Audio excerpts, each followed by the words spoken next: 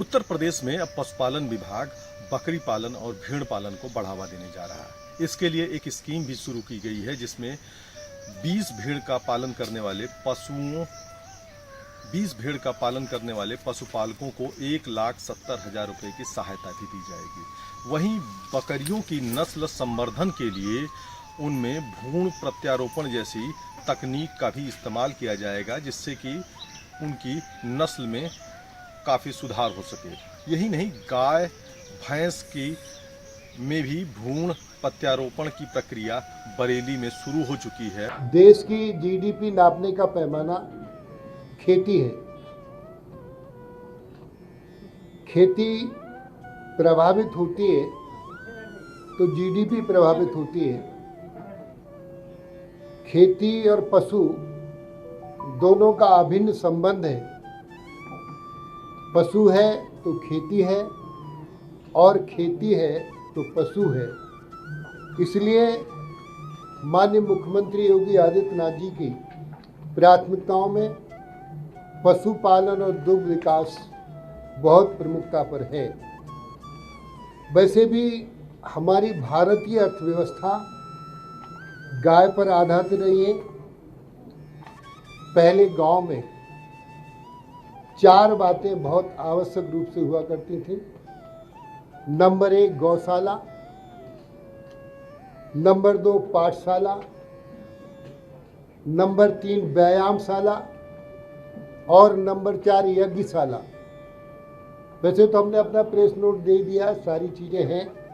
इसको हम थोड़ा चारों बातों को नटशेल में आपसे शेयर करना चाहेंगे। गौशाला माने आर्थिक व्यवस्था। गाय से ही हमारी आर्थिक समृद्धि, संपन्नता और एक रूपता का पैमाना हुआ करता था। हमारी आर्थिक समृद्धि का आधार गाय हुआ करती थी। पाठशाला का मतलब ज्ञान, सभ्यता, संस्कृति आदि का विज्ञान शिक्षा से होता था, जो पहले प्राचीन परंपरा में महत्वपूर्ण रहती थी। नंबर 2 पर। नंबर 3 पर व्यायामशाला, यानी शरीर गाय का दूध पीकर बलिष्ठ रहे, ठीक रहे, रोग से रहित रहे, निरोग रहे। तो ये गाय के दूध में विशेषता हुआ करती थी।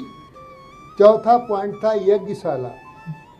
मठ, मंदिर, धर्म, कर्म ये सब और वर्षा यज्ञ से संबंधित थी। जब यज्ञ हुआ करते थे तो बरसात हुआ करती थी और बरसात से हमारी खेती की व्यवस्था बेहतर रहती थी। तो मित्रों, सबसे पहले आज गोचर भूमियों को, क्योंकि हर गांव में जैसे हमने कहा कि गोचर भूमियां होती थी गायों के लिए, अब उन गोचर भूमियों पर लोगों ने कब्जे कर लिए। उनको सबसे पहले कब्जा मुक्त कराने के लिए हम एक अभियान चला रहे हैं। ये अभियान चलेगा हमारा, ये 11 जुलाई से 25 अगस्त तक 45 दिन का अभियान चलेगा। और इस अभियान में सभी जिलाधिकारियों को शासनादेश निर्गत कर दिया गया है। वो गोचर भूमियों को चिन्हांकन करेंगे। चिन्हांकन करने के बाद, क्योंकि हमने भूसा बैंक बना दिए 75 जिलों में, भूसे का प्रबंध कर दिया है। भूसा निरे उससे नहीं खा सकते हमारे पशु, तो हरे चारे की आवश्यकता होती है। इस पर नेपियर घास इत्यादि हम बुवाएंगे। जिलाधिकारी इसमें पूरा सहयोग करके, और इसमें पुलिस को भी लगाया ताकि उन्हें कब्जा मुक्त करा दें। तो ये 45 दिन के अंदर, क्योंकि अभी बरसात का समय, चारा लग जाएगा, तो पूरे साल के लिए नेपियर घास जो उग जाएगी, तो हरे चारे की कोई कमी नहीं रहेगी। इस तकनीक का प्रयोग करके विश्व में कई देश जो कम दूध देने वाले पशु थे उनसे अधिक दूध प्राप्त कर रहे हैं। ये तकनीक अगर उत्तर प्रदेश में अपनाई गई तो निश्चित रूप से आने वाले समय में दुग्ध क्रांति संभव है। धर्मेंद्र सिंह, किसान तक, लखनऊ। अकेले अन्नदाता किसानों के जीवन में परिवर्तन लाने के लिए डीबीटी के माध्यम से 3.5 लाख करोड़ रुपए से अधिक की धनराशि डीबीटी के माध्यम से अन्नदाता किसानों के खाते में गया है।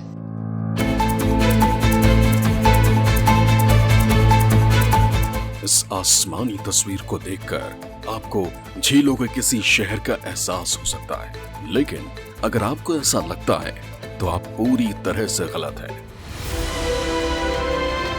ये बुंदेलखंड है। दरअसल इस परिवर्तन के पीछे है खेत तालाब योजना। केंद्र सरकार की प्रधानमंत्री कृषि सिंचाई योजना के तहत चल रही इस स्कीम ने इतना बड़ा आकार ले लिया कि सूखा क्षेत्रों में नई क्रांति आ गई।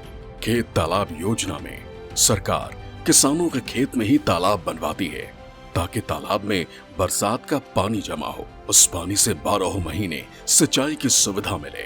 तालाब में मछली पालन भी हो ताकि भूजल स्तर और किसानों का जीवन स्तर दोनों ही ऊपर उठे।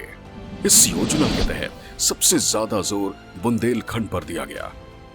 विंध्य क्षेत्रों में मिर्जापुर और सोनभद्र को चुना गया तो पठारी क्षेत्रों में सरकार ने प्रयागराज पर ध्यान केंद्रित किया। किसानों को इस बात के लिए तैयार किया गया कि वो अपने खेत के एक छोटे से हिस्से में तालाब बनवाएं ताकि उनके खेतों में फसल बढ़े और आय बढ़े। वैसे हमने पहला तालाब बनवाया था गांव में, और इसी तालाब बनाने का मेन उद्देश्य हमारा था कि हमारे यहाँ का जल स्तर नहीं था, पानी के साधन नहीं थे, बोर नहीं थे। हम नहर से मात्र जो पानी ले पाते थे उसमें भी कभी कभी एक पानी मिलता था बरसात की नहर नवंबर तक। अब जब से हमने तालाब बना लिए हमारा जल स्तर भी ठीक हो गया, हमारा बोर भी ठीक अब चल रहा है। छोटे तालाबों को बनाने में 1,05,000 रुपए की लागत आती है, जिसका 50% यानी 52,500 रुपए सरकार की ओर से दिए गए। बड़े तालाबों को बनाने में 2,28,400 रुपए की लागत आती है, जिसका 50% यानी 1,14,200 रुपए का अनुदान सरकार की ओर से दिया गया। 6 साल के अंदर पूरे प्रदेश के अति दोहित इलाकों में 70,272 हेक्टेयर जमीन सिंचित हो गई। बुंदेलखंड की सूखी धरती पर भी एक बार फिर हरियाली छाने लगी। वाटर लेवल जो है ज़मीन का वो सही लेवल में रहता है, और क्योंकि हम ज़मीन से अगर कुछ ले रहे हैं प्राकृतिक से तो उसको भी देना हमारा ज़रूरी काम बनता है। इस योजना को बुंदेलखंड ही नहीं पूरे प्रदेश ने हाथों हाथ लिया। प्रदेश में तालाब पर तालाब बनने लगे और योगी सरकार के 6 सालों के कार्यकाल में तालाबों का ग्राफ बढ़ता ही चला गया। योगी सरकार ने पहले साल 2017-18 में 1011 तालाब बनवाए, जबकि अगले साल 2018-19 में इसका 4 गुना 3,989 तालाब बनवाए गए। 2019-20 में यूपी सरकार ने इससे भी ज्यादा 5,261 तालाब बनवाए, और 2020-21 में जब कोरोना के कारण भारत के लिए कठिन समय आया, उस वर्ष भी यूपी सरकार ने 4,427 तालाब बनवाए। 2021-22 में पूरे प्रदेश में 5,388 तालाब बनवाए गए, और 2022-23 में नए तालाब बनवाने की संख्या सर्वाधिक 6,306 तक पहुंच गई। इस तरह खेत तालाब एक मिशन बन गया और 6 वर्षों में पूरे प्रदेश में 26,382 नए तालाब तैयार हो गए। ये योजना ऑनलाइन चल रही है। किसान घर बैठे राज्य सरकार की वेबसाइट पर आवेदन करता है, खेत के एक हिस्से में तालाब बनवाता है, खेती की लागत कम करके अपनी आय बढ़ाता है, और आज किसान बुंदेलखंड की पहचान बदल रहा है।